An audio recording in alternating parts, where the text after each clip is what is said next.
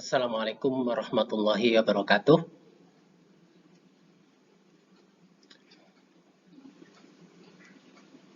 Selamat bertemu lagi pada mata kuliah pengantar konseling ini.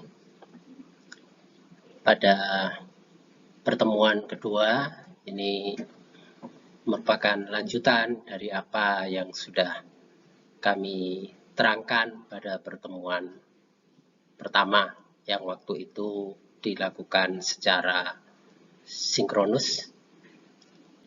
Untuk kali ini Pak Lutfi menyajikan kegiatannya secara asinkron.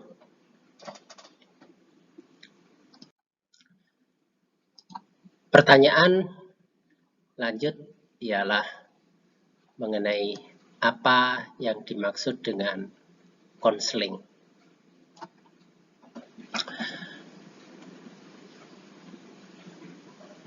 Sekalipun saya tidak bermaksud untuk menjelaskan secara definitif, karena pengertian secara definitif itu bagusnya saudara sendiri yang menyimpulkan, Tapi kita kenali beberapa karakteristik konseling itu. Yang pertama, bahwa konseling tujuannya bukan untuk memecahkan setiap masalah. Masalah dipecahkan seperti dukun, tidak seperti itu. Kalau orang datang kemudian diselesaikan masalahnya, keterlibatan pribadinya itu kan nggak ada.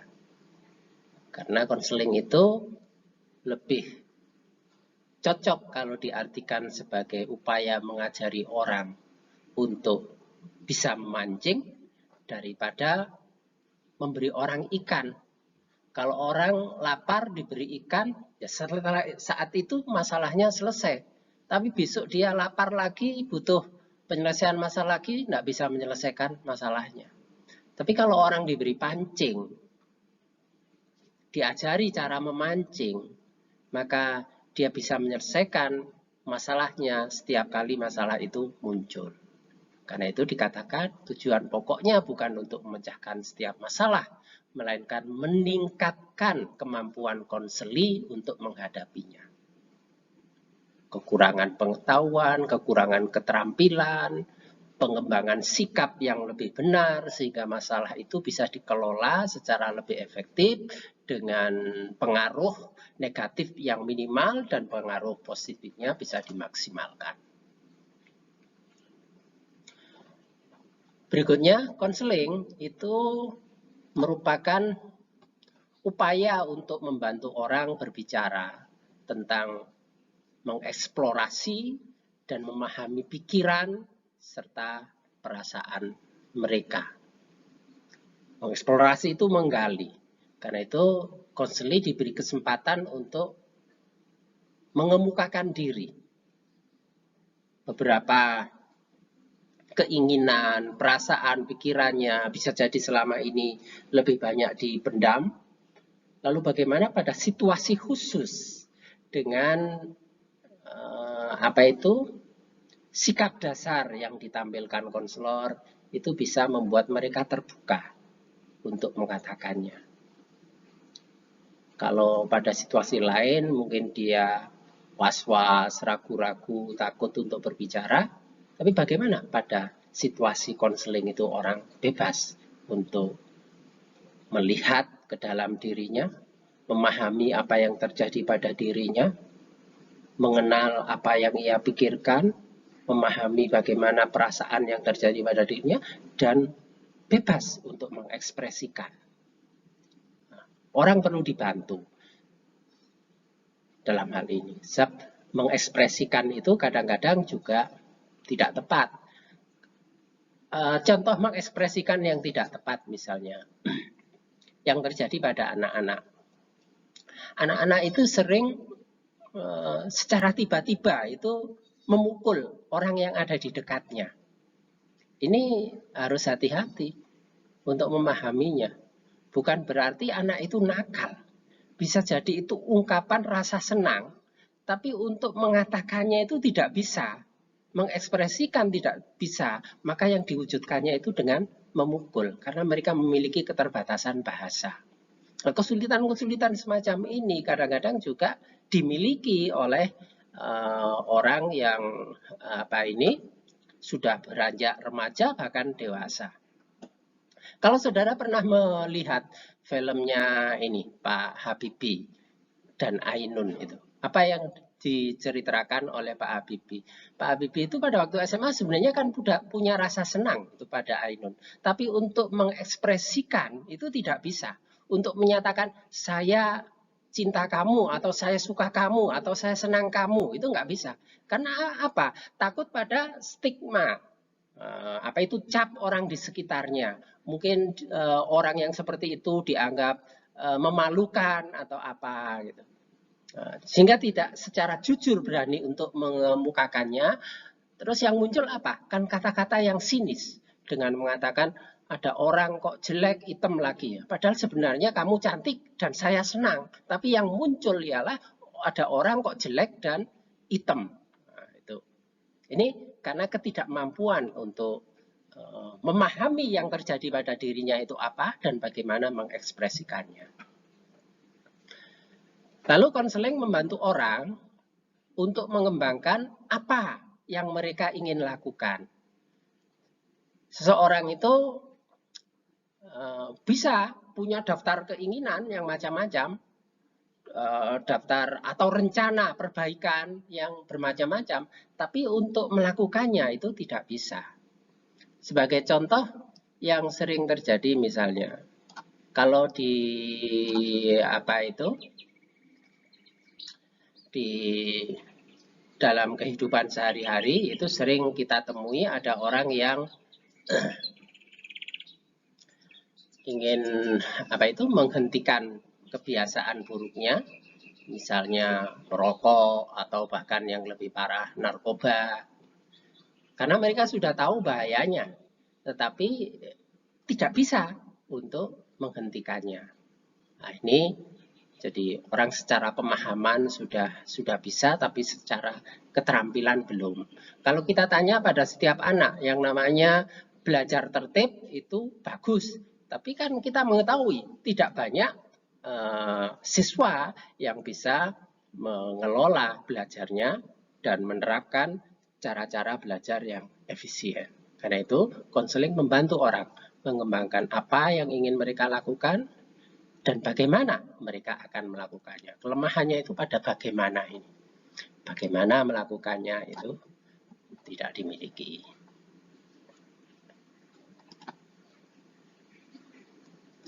Oh, ini ada yang terlewat ya. Jadi konseling adalah proses, bukan terlewat, memang dikemukakan terakhir ya. Jadi konseling itu sebagai proses komunikasi dua atau multi arah. Kalau pelaksanaannya individual ya dua arah. Tapi kalau konselingnya dilakukan secara kelompok, yaitu nanti menjadi multi arah.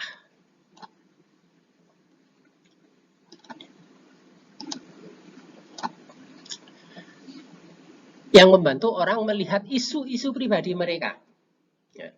Sekalipun dilaksanakan secara kelompok, tidak melihat isu atau keperluan kelompok, melainkan pada permasalahan, pada pusat perhatian, pada isu pribadi mereka, persoalan-persoalan pribadi mereka. Kelompok itu hanya setting, tapi pusat perhatiannya atau fokusnya itu tetap individu. Lihat isu-isu pribadi mereka terkait dengan pikiran, perasaan maupun tindakan.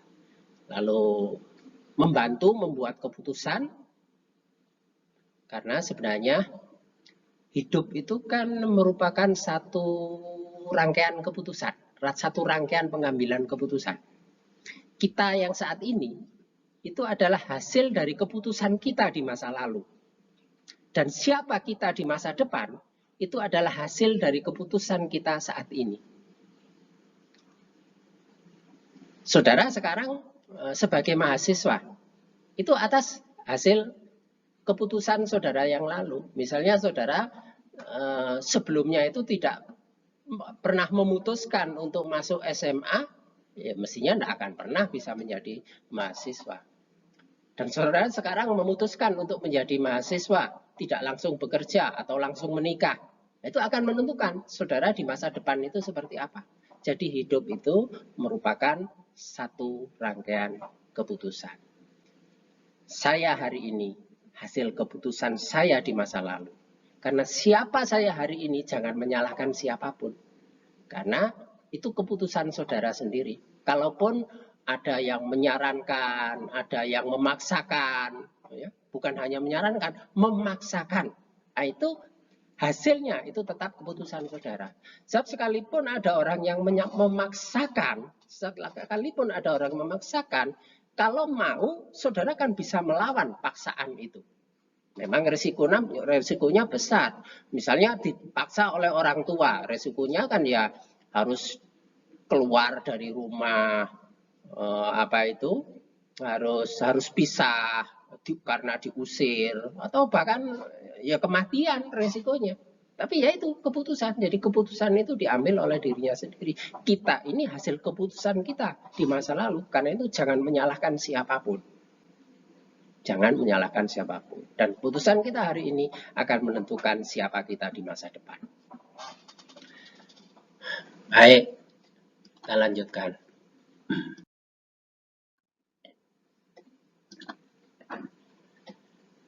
Ini rumusan lain berkenaan dengan karakteristik konseling tadi itu. Jadi ini model definitif. Jadi kalau dirumuskan, konseling adalah proses interaktif. Interaktif itu berarti timbal balik. Yang ditandai adanya hubungan yang unik antara konselor dan konseli. Setiap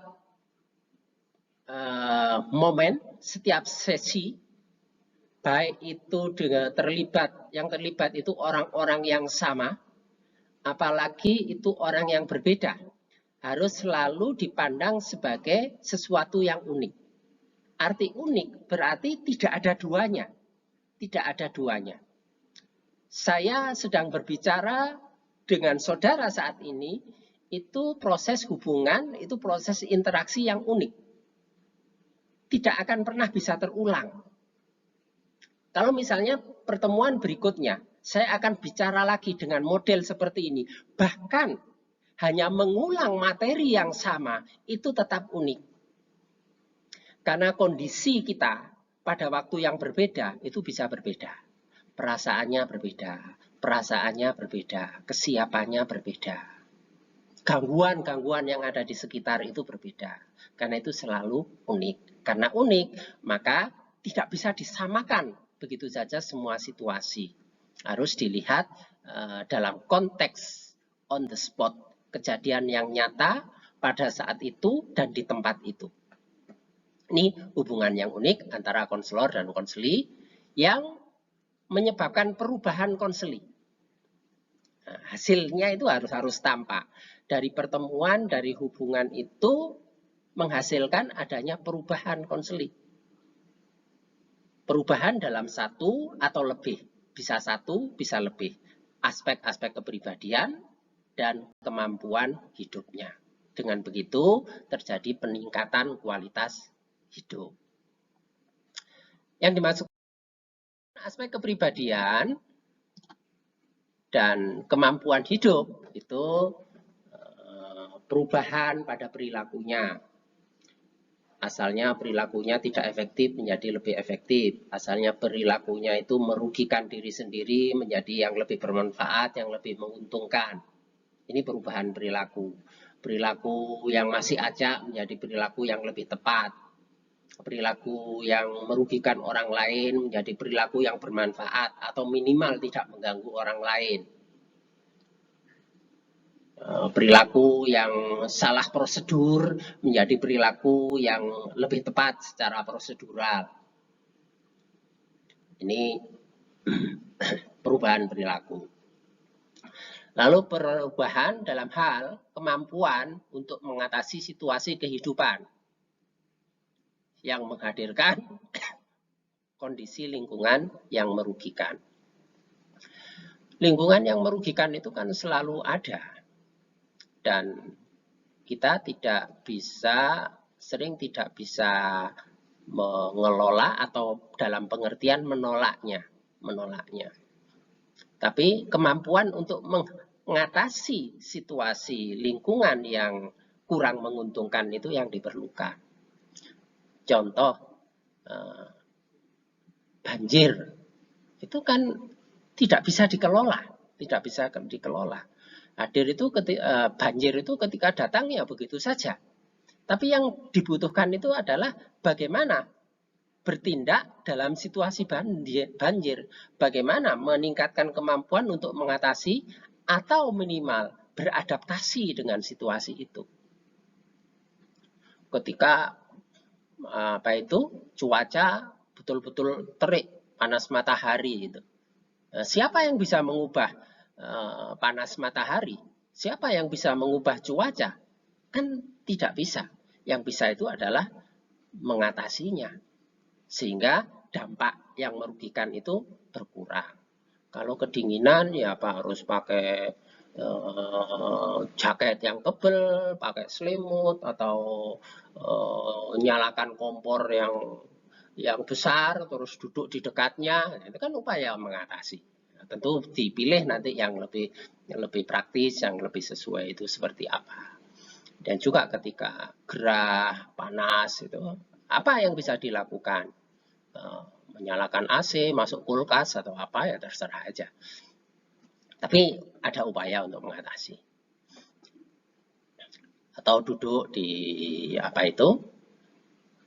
di bawah pohon, membuka ventilasi, memperbanyak ventilasi, itu kan upaya-upaya secara fisik yang ringan contohnya. Kalau terlibat misalnya konflik sosial, kadang-kadang tidak bisa dihindari bagaimana untuk mengatasinya. Lalu perubahan dalam kemampuan mengambil keputusan. Perubahan dalam sikap, pengetahuan, dan keterampilan. Dan terakhir, tapi ini biasanya nggak banyak terjadi pada konteks konseling pendidikan. Tapi kalau di konseling klinis, itu sering arahnya seperti ini. Dalam rangka rekonstruksi pribadi. Biasanya kalau menggunakan pendekatan psikodinamik, itu arahnya bagaimana mengubah kepribadian seorang.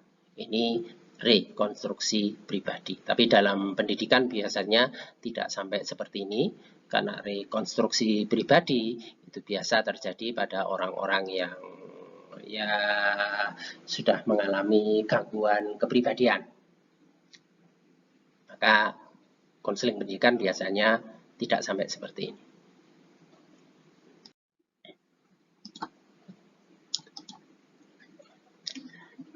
Apabila dirinci, konseling itu apa?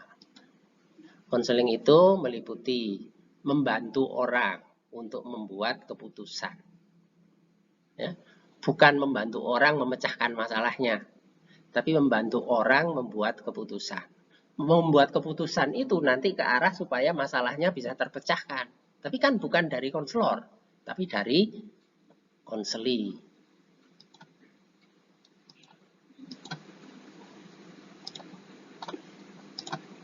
Kemudian upaya menjelajahi pilihan, mengkaji pilihannya. Keputusan itu kan diambil dari serangkaian pilihan. Terus pilihan ditentukan. Kalau pada awal orang memang bayi itu belum bisa mengambil keputusan sendiri. Misalnya bayi itu sudah bisa ngambil keputusan, begitu lahir itu dia bisa memutuskan saya mau tetap hidup atau mati itu. Terus mendelok ibu elek terus mati aja. Tapi kan enggak. Bayi belum seperti itu. Jadi keputusannya masih bergantung pada orang tuanya. Jadi orang tuanya yang memutuskan bayi itu untuk tetap dipelihara hidup atau dibuang atau dibunuh. Tapi bayi belum bisa mengambil keputusan sendiri. Tapi seiring dengan pertumbuhan, perkembangan, waktu, tahun, semakin mengerti, semakin punya kemampuan untuk melihat pilihan dan mengambil keputusan. Menjelajahi pilihan itu dibahas, pertimbangan-pertimbangan apa itu, aspek positif, negatif, keuntungan, kerugian, dan bisa mengembangkan alternatif yang lain. Dari pilihan satu mungkin ada alternatif yang lainnya. Kalau orang melakukan prosedur mungkin sudah menetapkan pilihan A. Tapi kalau pilihan A itu tidak jalan atau gagal, maka melaksanakan pilihan B. Ini pengembangan alternatifnya. Lalu membantu mengenali dan membangun kekuatan individu. Ini supaya juga dijadikan satu prinsip bahwa benar setiap orang itu punya kekuatan dan kelemahan, setiap orang itu punya kekurangan dan kelebihan, namun dalam konteks konseling yang perlu dibantu itu ialah mengenali kekuatannya, mengenali kelebihannya. Sebab apa? Kebanyakan orang itu lebih fokus, lebih banyak, lebih sering menyesali kelemahan dan kekurangan. Kurang menyediakan waktu untuk melihat kelebihan maupun kekuatan. Apalagi kalau ia berlatar belakang dari pola pengasuhan yang lebih banyak kritik daripada pujian atau sanjungan atau pembangkitan motivasi. Membantu untuk mengenali, bukan sekedar mengenali, lebih lanjut adalah bagaimana meningkatkan kekuatan-kekuatan yang sudah dikenali itu, potensi-potensi positifnya. Kalau potensi positif itu dikenali dan dikembangkan, ada efek resiprokal itu nanti yang kelemahannya itu dengan sendirinya akan berkurang. Ibarat berkenaan dengan waktu. Anak banyak kacau atau tidak seimbang penggunaan waktu untuk bermain dengan belajar. Nah, kalau waktu untuk belajar itu bisa ditingkatkan dengan sendirinya, kan waktu bermain itu akan berkurang. Karena itu kalau fokus pada kekuatan dengan sendirinya nanti kelemahannya itu akan teratasi, tidak mengganggu. Lalu membantu konseling mengembangkan sikap positif terhadap kehidupan. Sikap positif itu tidak terbatas pada sesuatu yang menguntungkan, bahkan pada peristiwa-peristiwa yang merugikan. Misalnya satu kali waktu gagal, tidak lulus. Ini kan pengalaman yang menyedihkan. Tapi bagaimana tetap ada sikap positif terhadap pengalaman itu? Kalau sikapnya negatif, akan menuntun pada perilaku yang lebih merugikan dirinya sendiri. Contoh ada seorang siswa, ya, ada seorang siswa. Ini yang saya contohkan kasus nyata. Seorang siswa, dia banyak mewakili sekolahnya untuk ikut olimpiade. Tapi pada waktu itu ketika dia ikut ujian nasional, ternyata tidak lulus. Nah, reaksi spontan dari anak ini sikap negatif. Jadi terpukul, malu, mungkin juga ada rasa marah, rasa dendam, mendapat perlakuan tidak adil. Ini semuanya kan negatif. Dan itu ternyata bukan hanya pada dirinya, berdampak pada lingkungan sosialnya. Karena dia sendiri setelah itu mengurung diri di rumah, tidak berani keluar, tidak mau mengangkat, merespon sapaan, baik itu guru maupun teman-temannya. Dan bahkan si anak ini meminta pada orang tuanya, jangan keluar dari rumah. Kenapa? Karena ia mencemaskan kalau nanti ada tetangga yang menanyakan tentang kondisi dirinya. Itu jangan sampai terjadi. Ini kan sikap negatif.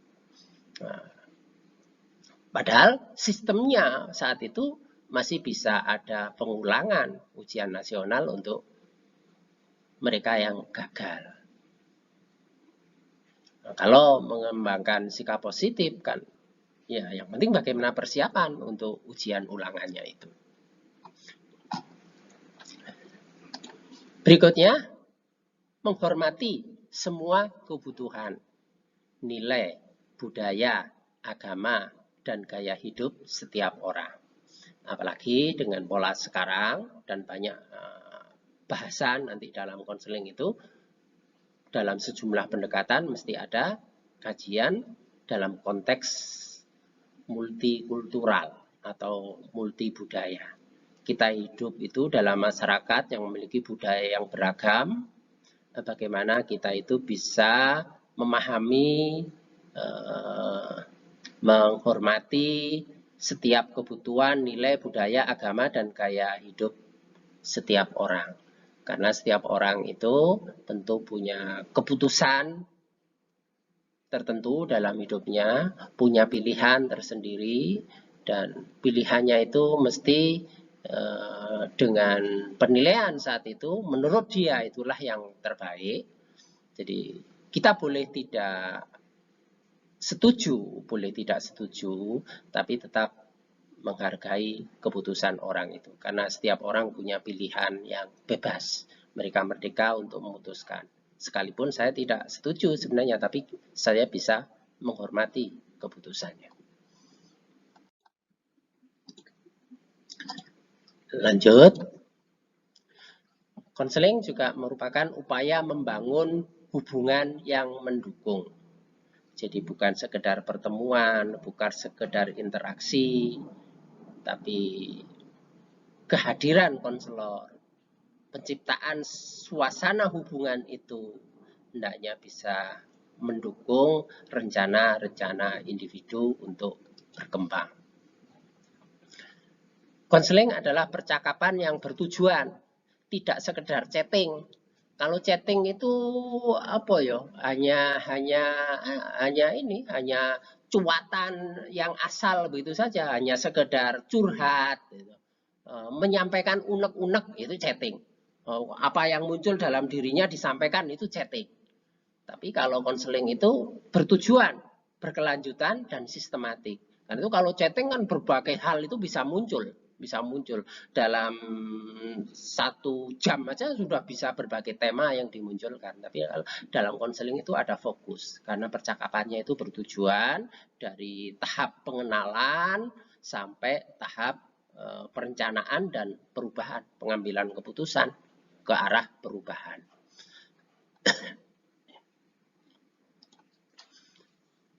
Dalam konseling itu ada karakteristik mendengarkan dengan penuh perhatian. Beda antara mendengar dan mendengarkan. Kalau mendengar itu bisa pasif, tapi kalau mendengarkan itu aktif. Melibatkan aspek pribadi, melibatkan rasa, afeksi, itu mendengarkan dan penuh perhatian. Sering terjadi dalam konseling itu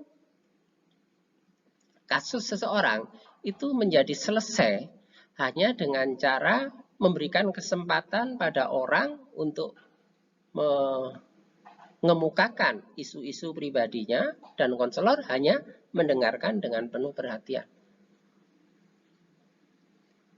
Karena begitu ia mengungkapkan, terus didengarkan, diperhatian, itu ada proses pelegaan yang terjadi pada diri. Dan dengan itu kemudian dia bisa melihat secara lebih jernih situasinya, lalu dia menemukan sendiri penyelesaian masalahnya. Ini pentingnya mendengar dengan penuh perhatian. Dalam bahasa jargon konselor, konselor itu sebagai pendengar profesional. Jadi tugas dalam konseling itu adalah mendengarkan secara profesional. Konseling meliputi aktivitas membantu orang untuk menceritakan kisah mereka tanpa takut stigma atau penilaian. Orang itu sering terhambat untuk mengeksplorasi dan mengekspresikan, menceritakan keadaan dirinya, kisah mereka, karena takut adanya penilaian dari luar. Kadang-kadang baru cerita sedikit udah dikatakan, wah pantas saja memang kamu seperti itu. Oh ya kamu memang seperti itu. Nah, penilaian-penilaian ini sering diterima. Akibatnya orang menahan, membatasi untuk menceritakan. Situasi konseling itu menyediakan situasi orang bisa berbicara tanpa takut stigma, penilaian, bahkan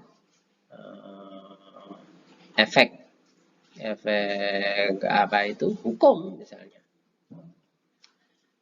Kalau misalnya mau mengumumkan memberikan penilaian yang buruk gitu terhadap seseorang, kalau di luar kan bahaya. Lewat media sosial, ini nanti kena undang-undang IT. Secara interaksi sosial nanti kena pasal perilaku tidak menyenangkan. Konseling itu memberikan situasi bebas pada orang untuk mengekspresikan situasi dirinya. Lalu konseling juga mencakup pemberian informasi yang benar dan tepat. Informasi itu penting untuk pengambilan keputusan, tapi betapa banyak orang keputusannya salah gara-gara menerima informasi yang salah. Nah, sekarang persoalannya bukan sekedar informasi itu benar dan salah, tapi lebih dari itu ialah bagaimana mendapatkan, bagaimana mengecek informasi yang benar dan tepat. Sehingga informasi itu bisa dijadikan dasar pengambilan keputusan yang akurat. Pemberian informasi bukan berarti nasihat. Ya. Pemberian informasi bukan berarti nasihat. Bahwa data penjelasan itu diberikan, nanti keputusannya pada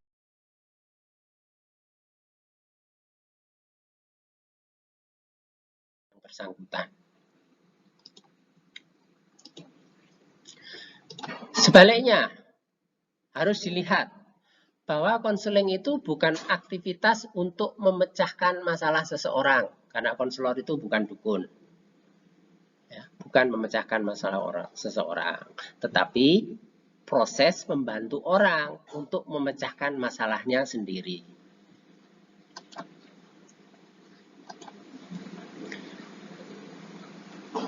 Konseling bukan berarti mengatakan apa yang harus dilakukan oleh individu. Wah, ini instruktif, nasihat, instruksi itu tidak boleh terjadi pada konseling. Kamu harus ini, sebaiknya kamu seperti ini. Itu harus dihindari dalam konseling. Dan yang kalau terjadi seperti itu, maka itu bukan konseling. Lalu membuat keputusan untuk orang lain. Seharusnya orang mengambil keputusan itu untuk dirinya sendiri, oleh dirinya sendiri. Tapi ini putusannya itu diambil alih oleh konselor. Ini salah. Nah, itu akan sama aja yang banyak terjadi di masyarakat. Anak itu banyak menerima begitu saja keputusan dari orang tuanya. Tapi tidak ada kesepakatan pada dirinya. Maka ini tidak boleh terjadi pada konseling. Konseling bukan membuat keputusan untuk orang lain, tapi membantu orang lain untuk membuat keputusan. Bukan untuk menyalahkan orang. Kalau sudah sekalipun tadi bebas mengatakan apa saja tanpa takut stigma, bahkan bisa ada kebebasan untuk mengekspresikan ketidaksukaan terhadap orang, ada kebebasan untuk melihat kesalahan orang, mengekspresikan bagaimana seorang itu telah salah. Kebebasan itu ada, tapi arahnya bukan berhenti pada sekedar penyampaian unek-unek untuk menyalahkan orang. Kalau itu terpelihara, ya nanti gangguan psikologisnya itu tidak selesai. Kalau orang tetap dalam situasi menyalahkan orang lain, kan terganggu pribadinya. Nah, karena itu, awal ekspresi itu boleh, tapi pada tingkat lanjut itu harus diarahkan supaya isinya itu tidak hanya menyalahkan orang, tapi bagaimana memahami situasi, kemudian bisa mengambil cara yang paling tepat untuk menghadapi situasi itu. Konseling bukan satu percakapan yang bersifat menginterogasi atau mempertanyakan orang. Kalau interogasi itu mengejar, menyelidiki. Nah, ini nanti orang menjadi bertahan. Orang menjadi hati-hati ngomongnya dan banyak informasi yang disembunyikan. Dan itu biasanya dalam konseling, nanti pada waktu belajar dasar-dasar komunikasi, pada umumnya menghindari pertanyaan mengapa. Mengapa kamu melakukan itu? Nah, itu model interogasi. Mengapa itu kamu biarkan saja? Itu interogasi. Interogasi dan sifatnya menyalahkan. Kalau orang sudah diinterogasi, dipertanyakan, disalahkan, itu nanti tidak mau bicara bebas lagi. Yang bersangkutan. Sebaliknya, harus dilihat bahwa konseling itu bukan aktivitas untuk memecahkan masalah seseorang, karena konselor itu bukan dukun, ya, bukan memecahkan masalah seseorang, tetapi proses membantu orang untuk memecahkan masalahnya sendiri.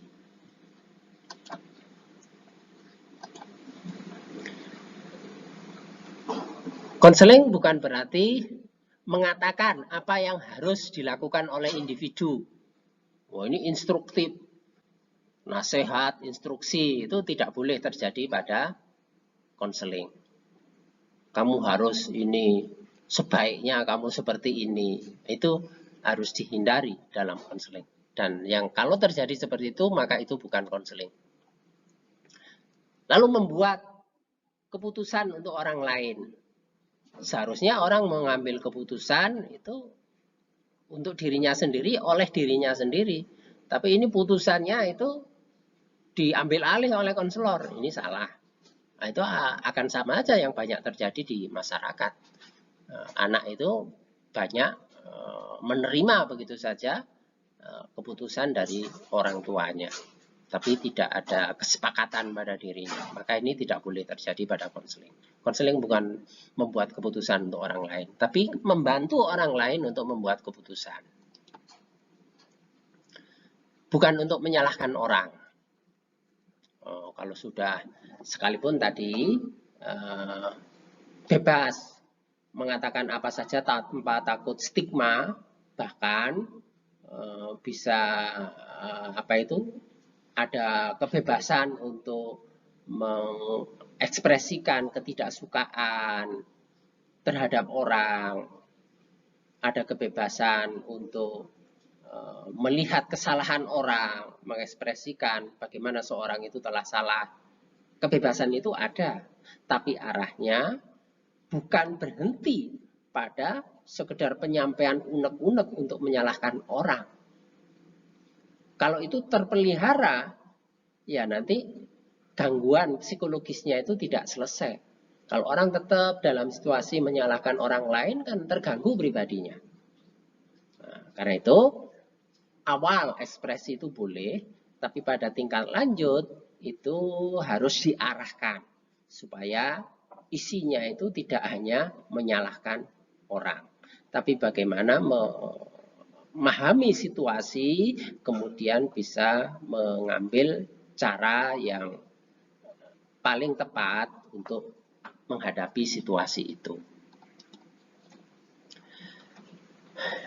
Konseling bukan satu percakapan yang bersifat menginterogasi atau mempertanyakan orang. Kalau interogasi itu mengejar, menyelidiki. Nah, ini nanti orang menjadi bertahan. Orang menjadi hati-hati ngomongnya dan banyak informasi yang disembunyikan. Dan itu biasanya dalam konseling, nanti pada waktu belajar dasar-dasar komunikasi, pada umumnya menghindari pertanyaan mengapa. Mengapa kamu melakukan itu? Nah, itu model interogasi. Mengapa itu kamu biarkan saja? Itu interogasi. Interogasi dan sifatnya menyalahkan. Kalau orang sudah diinterogasi, dipertanyakan, disalahkan, itu nanti tidak mau bicara bebas lagi.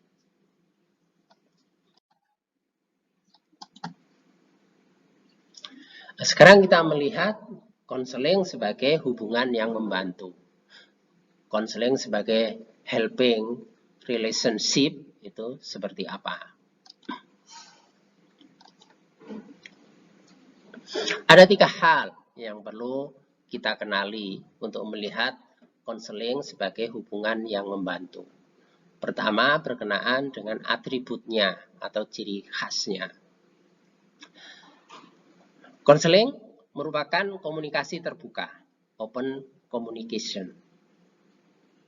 Nah, tidak ada yang ditutupi, semuanya bebas, komunikasi langsung antara konselor dengan konseli.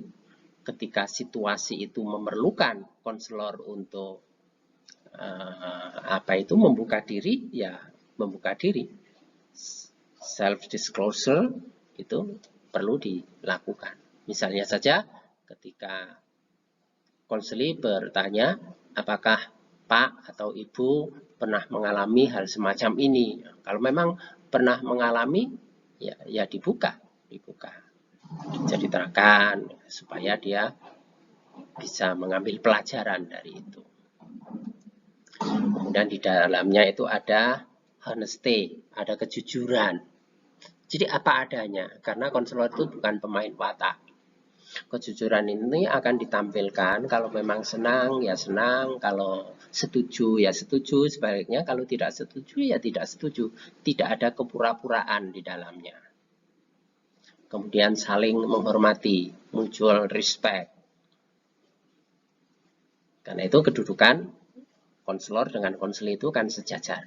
Beda dengan antara guru dengan murid. Kalau guru dengan murid itu kan, guru itu biasanya sedikit lebih tinggi daripada muridnya. Tapi kalau konselor itu kedudukannya sejajar. Tidak ada dominasi di dalamnya. Lalu profesionalisme berarti ada persyaratan-persyaratan sikap dan keterampilan profesional yang perlu diwujudkan. Kita ingat 4 level konseling atau 4 level konselor itu ya. Saudara yang level 4 itu yang mendemonstrasikan, yang menampilkan, yang mewujudkan sikap dan keterampilan profesional. Lanjutannya, atribut. Di dalamnya ada kesediaan untuk belajar, willingness to learn.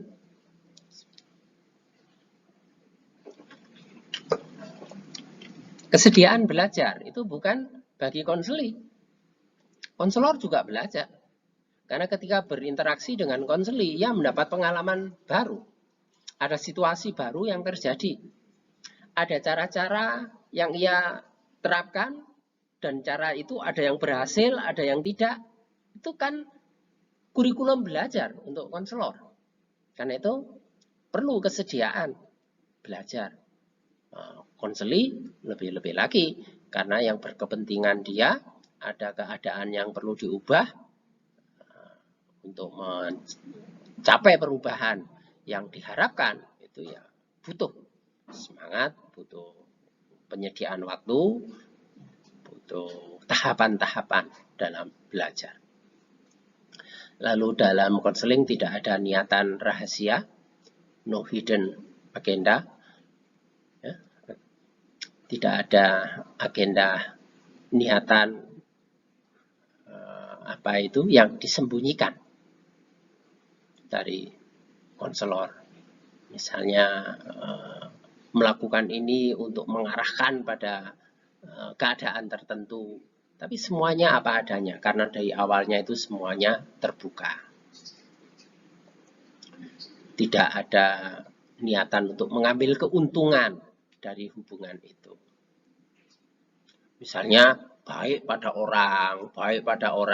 Ya, kalau baik memang baik ya itu apa adanya. Tapi kalau misalnya baik terus dibaliknya itu ada keinginan untuk menguasai orang, untuk apa itu, dibalik kebaikannya itu ada niatan lain. Nah, itu namanya kan ada sesuatu yang dirahasiakan.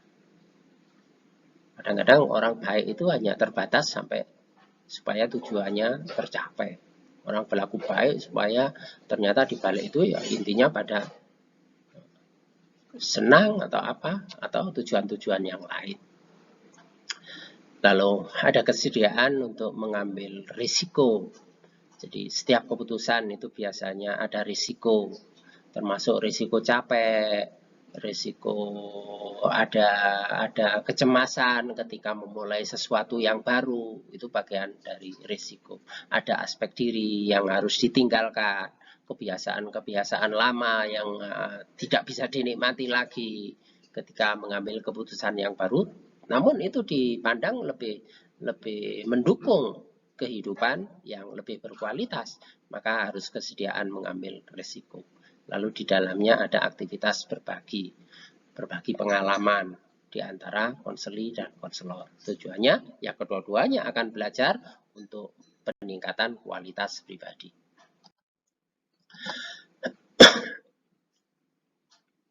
Lalu sekarang kualitas pribadinya apa? Dalam hubungan yang bersifat membantu itu ada pelibatan kualitas pribadi, yakni ada keyakinan positif belief, memang tidak ragu, tidak ngambang, tapi ia bertindak berdasarkan premis, berdasarkan asumsi pokok bahwa ini bermanfaat, saya masih dalam kapasitas yang bisa membantu. Ini namanya keyakinan positif, bahwa proses ini bisa mengubah orang, cara ini tidak merugikan. Nah, itu keyakinan positif. Lalu ada kepercayaan bahwa diri mampu melakukannya, masih dalam batas yang diizinkan saya untuk bertindak pada wilayah ini. Tidak ada keraguan di situ. Kemudian tidak pernah kehabisan energi, never ending source of energy. Tidak ngelukro di tengah-tengah, tapi tetap semangat sekalipun menyertai konseli itu mungkin berlangsung dalam waktu yang panjang. Jadi jangan sampai kehabisan energi. Lalu ada dedikasi kelayanan. Jadi ada semangat pengabdiannya itu untuk memberikan jasa yang terbaik dalam memberikan pelayanan terhadap orang. Ini dari aspek kualitas pribadinya. Jadi hubungan yang membantu itu tidak boleh lepas dari kesemua ini.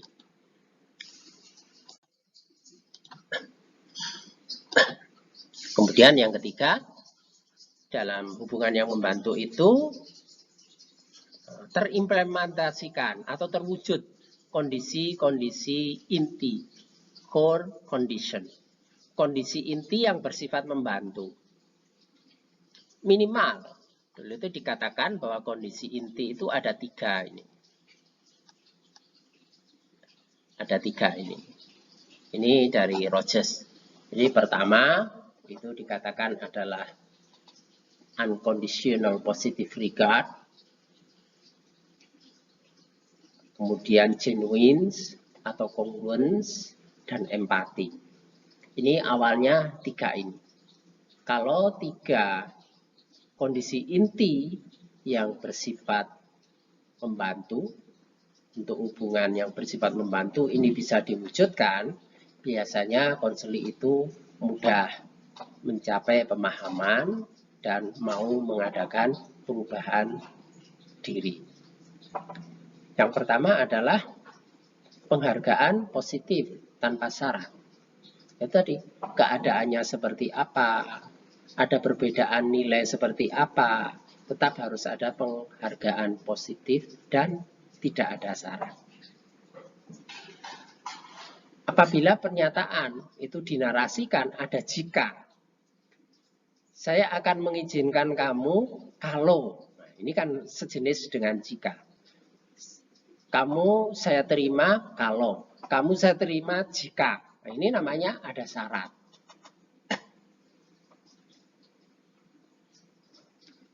Kamu tak beri uang kalau kamu mau mandi, kan mandinya itu membutuhkan apa itu uangnya itu memberikan syarat harus mandi.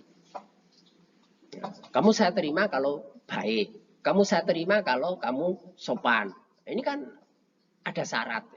Dalam konseling itu diperlukan adanya penghargaan positif yang tanpa syarat. Ini yang disebut unconditional positive regard. Biasa disingkat dengan UCPR. UCPR, unconditional positive regard. Itu setara pengertiannya dengan respect atau menghargai orang. Lalu yang kedua adalah keaslian, ketulusan, kesesuaian, apa adanya. Bahasa yang lebih kuat tentu adalah ya ikhlas, asli, tulus, sesuai, ikhlas. Itu yang dikatakan genuine atau congruence. Tidak ada selisih. Tidak ada selisih antara yang diucapkan dengan yang dipikirkan atau dirasakan. Jadi yang diucapkan itu memang yang dirasakan, yang memang dipikirkan. Tidak sesuatu yang dibuat-buat, tidak sesuatu yang dikaburkan, yang menjadi sesuatu yang dikelabui. Tidak seperti itu. Tapi adanya, apa adanya. Ini genuine. Kemudian yang ketiga, empati. Empati itu kemampuan untuk mampu merasakan apa yang terjadi pada orang. Meskipun diri tidak hanyut pada situasi itu. Jadi melihat seorang yang dalam keadaan sedih, dia mengekspresikan kesedihan. Kita bisa merasakan bagaimana hancurnya perasaan dia itu dengan kemalangan yang menimpa dirinya. Tetapi kita tidak hanyut pada situasi mereka. Jadi kalau misalnya orang sedih, kemudian dia menangis, kemudian yang mendengarkan itu juga merasakan sedih, tapi larut, akhirnya ikut menangis, ini bukan empati. Yang demikian ini disebut simpati. Kalau hubungan antara anak dan orang tua simpati seperti itu, ya boleh saja. Tapi karena hubungan konselor itu dibatasi hubungan profesional, maka yang boleh dilakukan itu adalah berempati. Saya bisa memahami keadaannya, saya bisa berpikir menurut jalan pikiran dia, tapi saya tetap diri saya tidak kehilangan diri saya. Ini namanya empati. Literatur terakhir, selain 3 hal ini, menambahkan yang 3 ini. 3 yang terakhir, yakni permissiveness, memberikan kebebasan untuk mengekspresikan apa saja supaya orang tidak terhambat, lalu menciptakan kehangatan hubungan sehingga orang itu merasa kerasan, merasa senang, tetap terlibat dalam proses hubungan itu, dan ada kepedulian atau care, ada perhatian, memang tampak. Jadi konselor itu peduli, kepedulian itu terekspresikan, dan konseli harus memahami sampai pada artinya harus itu sampai dalam tingkatan bahwa konseli itu menangkap, konseli itu merasakan sendiri bahwa konselor saya itu orangnya peduli terhadap saya.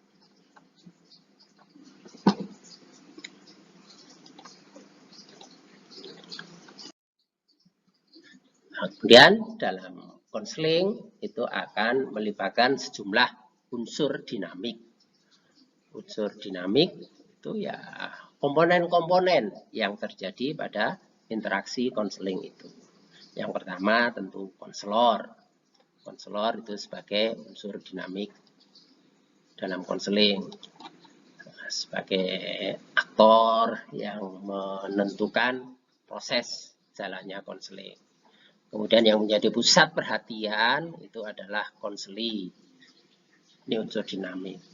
Nah, artinya unsur dinamik itu keadaan konseli itu bisa berubah dalam satu saat atau satu situasi ke situasi lainnya. Setiap saat bisa berubah. Itu yang dinamakan dinamik. Konselor juga begitu. Kadang konselor betul-betul siap, kadang konselor itu betul-betul semangat, tapi kadang-kadang agak kendor. Itu sesuatu yang bersifat dinamik. Sekalipun idealnya itu selalu yang maksimal, tapi ya namanya manusia punya kelemahan itu. Ada naik, ada turunnya. Konseli juga begitu. Kadang tingkat kesediaan kerjasamanya itu tinggi, kadang menjadi kurang, kadang dia mau bisa berpikir secara lebih jernih, kadang pikirannya ruwet. Itu unsur dinamik. Kemudian tujuan, karena tujuan itu juga bisa berubah-ubah setiap waktu. Lalu situasi hubungan, bagaimana kondisi konselor dan konseli, kemudian tujuan yang disepakati itu seperti apa, itu mempengaruhi situasi hubungannya. Ada hubungan yang benar-benar intens, ada yang karakter membantunya itu betul-betul terlibat, tapi ada hubungan yang kurang hangat bisa terjadi, tapi ada hubungan yang betul-betul hangat, menyenangkan dan memberikan inspirasi. Itu menyangkut aspek dinamikanya. Kemudian media dan instrumen. Dalam konseling itu juga ada media-media tertentu, ada instrumen tertentu yang bisa digunakan. Media instrumen itu kadang digunakan, kadang tidak, kadang digunakan sebagian sementara atau menjadi fokus untuk ke arah perubahan. Nah, itu bagian dari unsur dinamik. Kemudian ada proses. Dalam konseling itu ada proses. Nah, nanti saudara akan berkenalan dengan sejumlah model yang menyarankan proses yang berbeda. Lalu dalam konseling dikenal ada model, ya, berbagai model, kemudian ada strategi yang diterapkan pada model-model tertentu itu, dan secara spesifik nanti akan mewujud pada teknik. Dan arahnya baik itu teknik berkomunikasi dasar maupun teknik mengubah perilaku.